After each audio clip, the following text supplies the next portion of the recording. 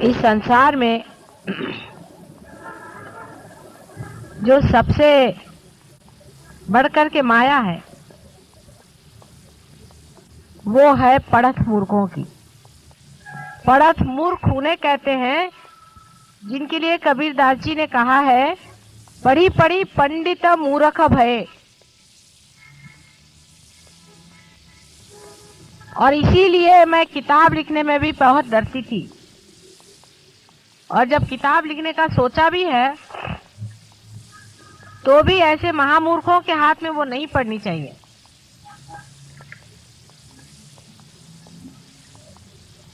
वे लोग उसी प्रकार हैं जिस प्रकार कोई इंसान किसी भी देश में नहीं जाता है और झूठी बातें सारी दुनिया में बताता है कि मैं वहां गया था, फिर वहां पे ये देखा, फिर वहां ये था, फिर वहां वो था, फिर ऐसा हुआ, और फिर किसी ने ये कहा था, उसने वो कहा था। अपनी कोई उनके पास प्रचिति नहीं होती।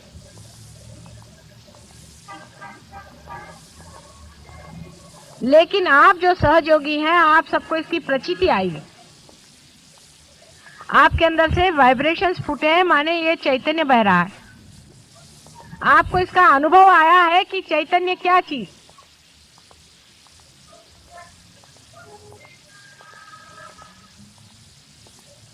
आप एक बड़े भारी स्थान पे बैठे हो, वो लोग बड़े बड़े भाषण दे सकते हैं, इसी चैतन्य के बारे में बता सकते हैं, बहुत बड़े श्लोक पढ़ सकते हैं, लेकिन उनको अनुभूति इतनी भी नहीं हुई और वो परमात्मा के राज्य से अभी बहुत दूर है। आपकी एंट्री हो चुकी है।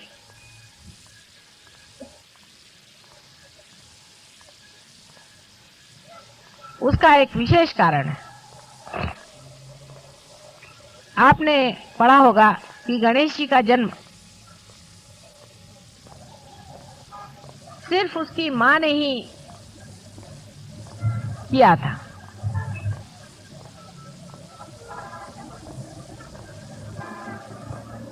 अपनी सृष्टि रचना से पहले ही उसने एक बेटे को जन्म दिया था। खुद मां ने ही ये सब किया था, इसलिए कि बाद में वो पिता को जान सके और उसको एक विशेष शक्तिशाली बनाया कि उसकी और ब्रह्मा विष्णु महेश कोई भी नजर उठा करके भी न देख सके, इतना वो शक्तिशाली था। एक विशेष रूप का वो बालक था।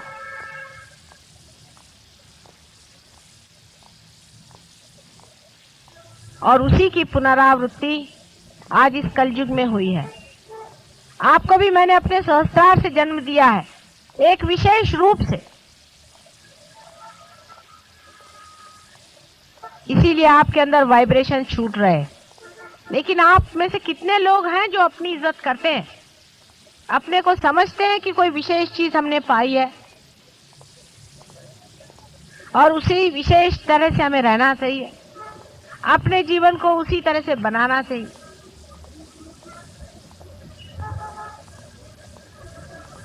आपका स्थान देवलोक से भी ऊंचा बना है। आपका वो स्थान है कि आपसे तो देवलोक भी ईर्ष्या करे।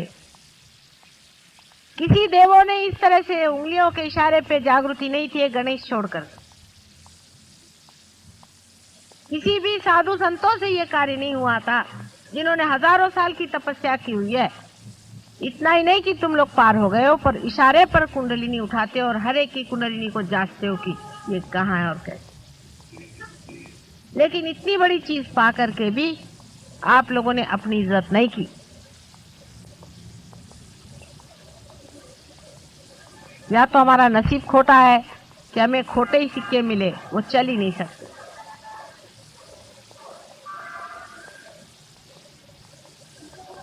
आधा अधूरापन इतना अधिक है, इतना अधिक है कि कभी कभी मेरा मन ये चाहता है कि बंद कर दें इस सहयोग को, अब खत्म करें।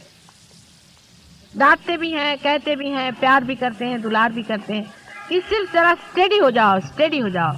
चित्त तुम्हारा कहाँ बहक रहा है? आप जानते हैं कि आपके हाथ से हजारों लोग ठीक हो रहे हैं और हो सकते हैं आपकी बीमारियां भागे। परमात्मा की जो सर्वव्यापी ऑल परवेडिंग जो प्रेम शक्ति है वो आपके साथ साथ हर समय घूम रही है, आपको सहारा दे रही है। आप गलतियां भी कर रहे हैं वो देख रही है, आप झूठ बोलते हैं वो भी देख रही है, और आप माँ की निंदा करते हैं वो भी वो जान रही है, और आप बहुत छिछोरेपन से रह रहे हैं और बहुत ही सुपरफिशियली आप रह रहे हैं ये भी वो जान। सहयोग के प्रति आपका कमिटमेंट बड़ा ही खराब है, ये भी वो शक्ति जानती है, तो भी आपका वो सहारा दे रही है, हर जगह हर घड़ी हर प्रति आपको गाइड कर रही है। तो भी आप मिसगाइडेड हैं। आप रुपया पैसा और दुनिया भर की सत्ता उसके लिए इस तरह से छोटे होते जा रहे हैं। छी छी छी छी।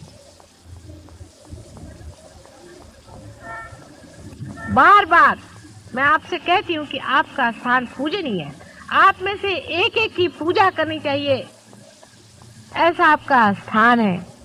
और भूतो न भविष्यति, इस तरह ऊंचे पद पे बिठाए हो लोग इस तरह से काम करने लग जाएं तो दुनिया क्या कहेगी, आपका इतिहास में क्या नाम जाएगा। आप तो जानते हैं कि आप में से बहुत लोगों ने पार तक किया हुआ है और फिर गिर गए।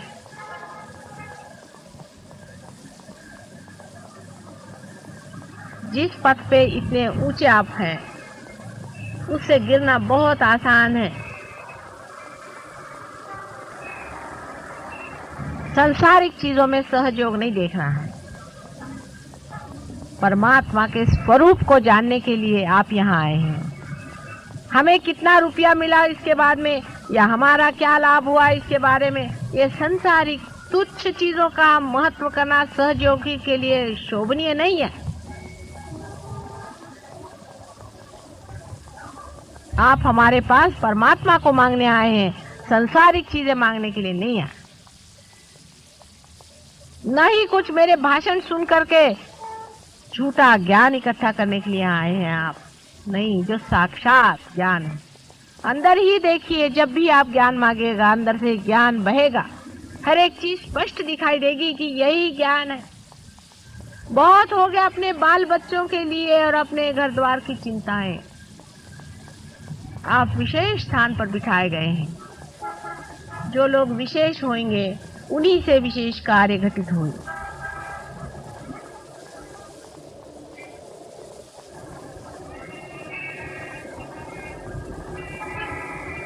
मानव से अति मानव हो गए हैं। आपके लिए यज्ञ भी 2 किए थे पहले भी, आप जानते हैं कि पूरा प्रयत्न हम कर रहे हैं कि आपके सब अंग कम से कम परमेश्वर को समर्पित हो जाए। उसी को समर्पित करना है अपने को।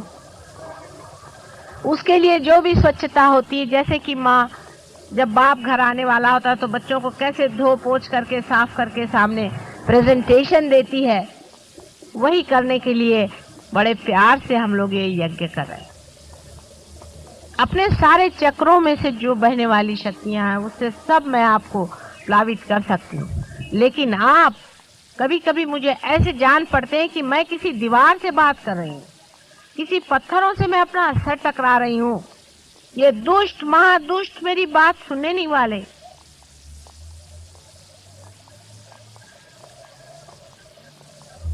ऐसा नहीं होना चाहिए। सहयोग में गहरा उतरिए। सारे संसार का सुख एक तरफ है और परमात्मा के चरणारविंद का सुख एक तरफ। उस परम सुख को पाने के बाद मनुष्य संसार की किसी भी सुख की ओर देखता नहीं। जिस तरह मनुष्य अमृत को पा लेता है, उसके बाद वो क्या ये मृत चीजें पीने वाला है। उसकी शक्तियां अनेक आपके लिए सज्ज हैं, आपके हाथ से बह रही हैं। आपको समझ में नहीं आता कि किस तरह से ये कहां पर काम कर रही है। मैंने बार बार आपसे कहा है, आप लोग सीखते हैं। आज प्रजापति का, ब्रह्मदेव का यज्ञ किया गया है। आप जानते हैं कि मनुष्य 5 एलिमेंट से बना हुआ है और ये जो 5 तत्व है, उन तत्वों की पूजन करने का ही मतलब ब्रह्मा का पूजन करना है, क्योंकि ये उनके आयुध हैं और ये भी प्रजापति को भी माँ ने ही दिए। माँ के देखने ही से प्रकाश हुआ था, इसीलिए तेज का जो तन्मात्रा है या जो एलिमेंट है वो तैयार हुआ, या इसेंस ऑफ एलिमेंट कही है तन्मात्रा का मतलब। माँ ने जब खुशबू ली, उसी सुगंध से ये पृथ्वी बनी। इसी तरह से पृथ्वी तत्व तैयार।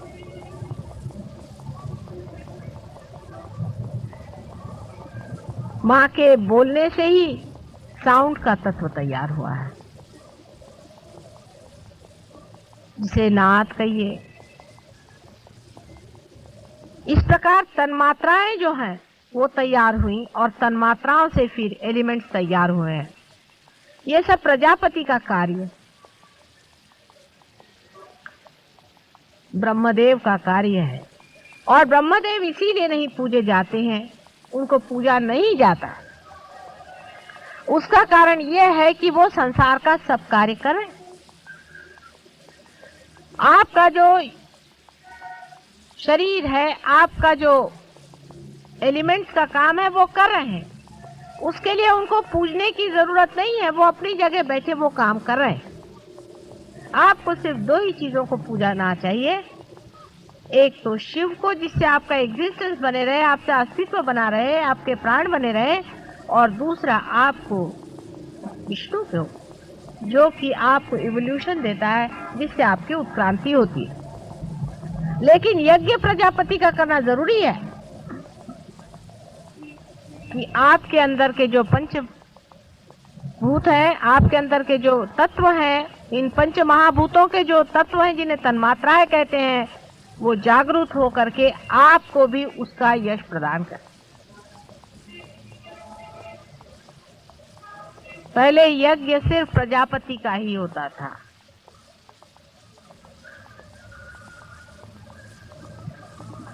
और बाद में विष्णु जी का भी शुरू हुआ।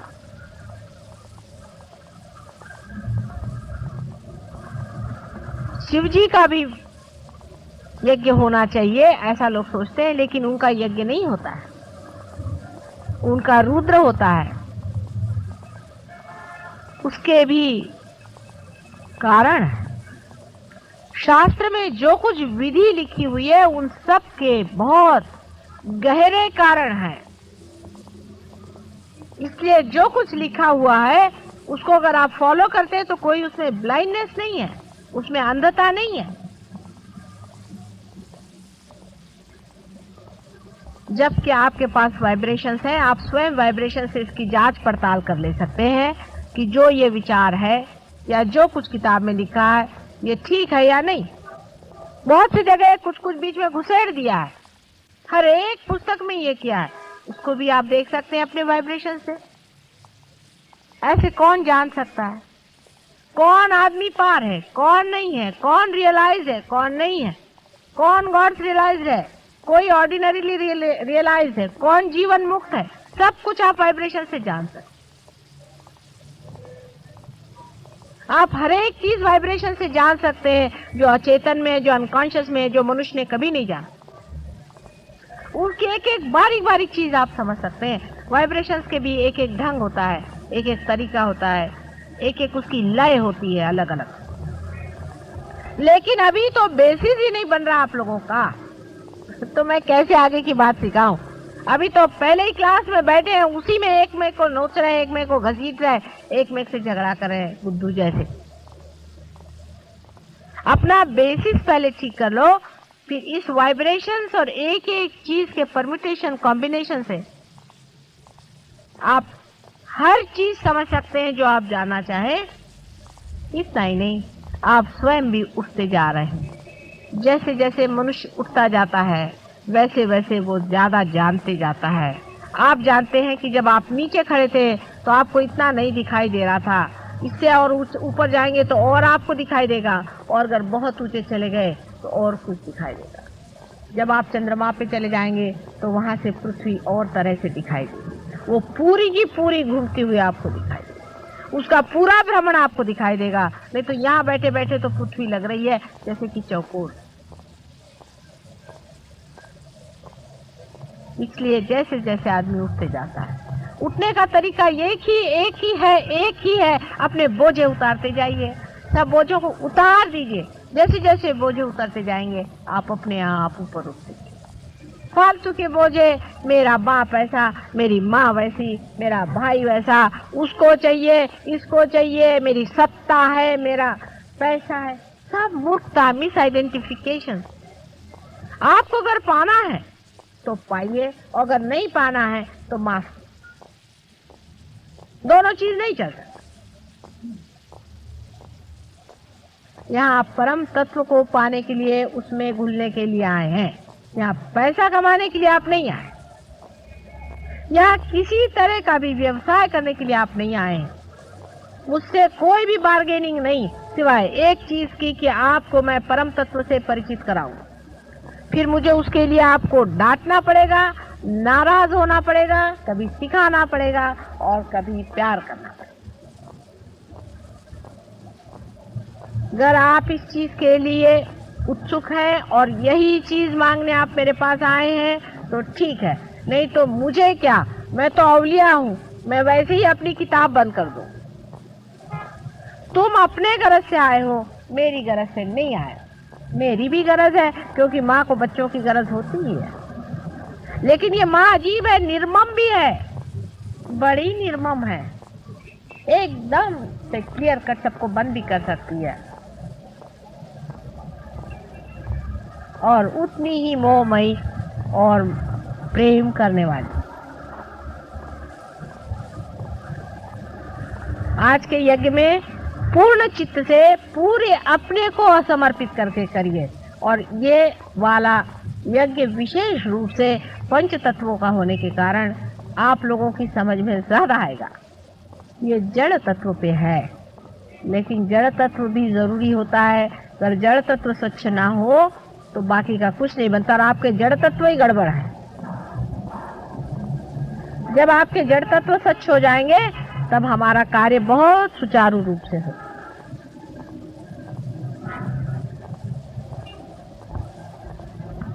शायद अब एक दो ही प्रोग्राम आप लोगों से अलग ऐसे होंगे। ऐसे तो आप जानते हैं कि 19, 20 और 21 को 3 दिन हमारा प्रोग्राम होने वाला है कावज जी जहांगीर हॉल में। उसमें से सवेरे का टाइम ध्यान के लिए होगा और शाम का टाइम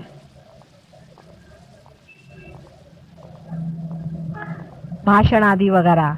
सवेरे ध्यान और क्यूरेटिव होंगे। 3 दिन के लिए पूरे डेडिकेशन के साथ आप कहीं भी रह रहे हो, कैसे भी हो, कहीं भी हो, कोई बहानेबाजी मत करिए। आप अपने ही से बहानेबाजी कर रहे हैं। 3 दिन जैसे कोई शादी में जाता है, बड़ा भारी यज्ञ है, उसमें अगर आप आए पूरी तरह से, औरों को लेकर आए, अपने मित्रों को लेकर आए, दोस्तों को लेकर आए, इसका प्रचार करें, घरों घर जाएं। हम तो हैंडबिल्स भी छपाने की बात कर रहे थे, लेकिन हैंडबिल्स की जगह अगर ऐसे कागज छप जाए तो आप लोग ले जाइए, उसको लिफाफे में डाल के सबके यहाँ भेज दीजिए जिनको आप सोचते हैं वो आना चाहें। जिस तरह से भी हो सकता है, लोग तो आ जाते हैं, लेकिन उसमें से कितने लोग असलियत से आते हैं वही पाएंगे। जरा सा भी उनमें खोट होएगा, उनको नहीं भगवान देने वाले कुछ भी। यहाँ कोई बैठा नहीं आप लोगों की चापलूसी करने के, ये कोई पॉलिटिक्स थोड़ी ना है। आप मुझे वोट नहीं देने वाले, मुझे आपको वोट देना पड़ेगा, ये उल्टी बात है। मुझे आपको सर्टिफिकेट देना पड़ेगा। अगर मैं आपसे नाराज हूँ तो भगवान भी आपसे नाराज है और सहयोग आपसे नाराज है, इसलिए आपको मुझे खुश करना पड़ेगा, मुझे प्रसन्न करना पड़ेगा, मुझे आपको वोट देना पड़ेगा। उल्टा मामला चल रहा है। घर से पैसा लगाकर भगत लोग इकट्ठे करना अपने से नहीं होता।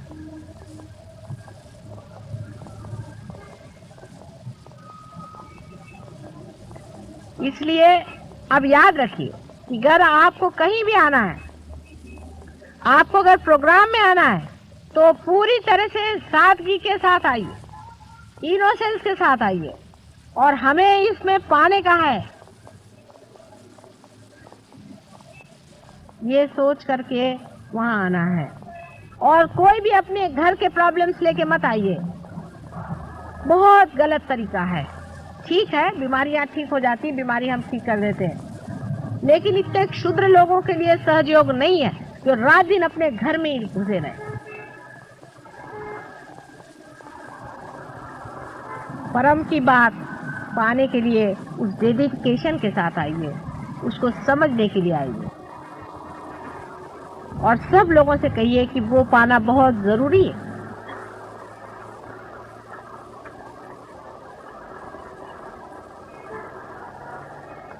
बहुत कुछ पहले भी कहा है, अब भी मैंने कहा है, कितनी चीजें अंदर गई भगवान जाने, और कितनी चीजें बाहरी रूप गई भगवान जाने।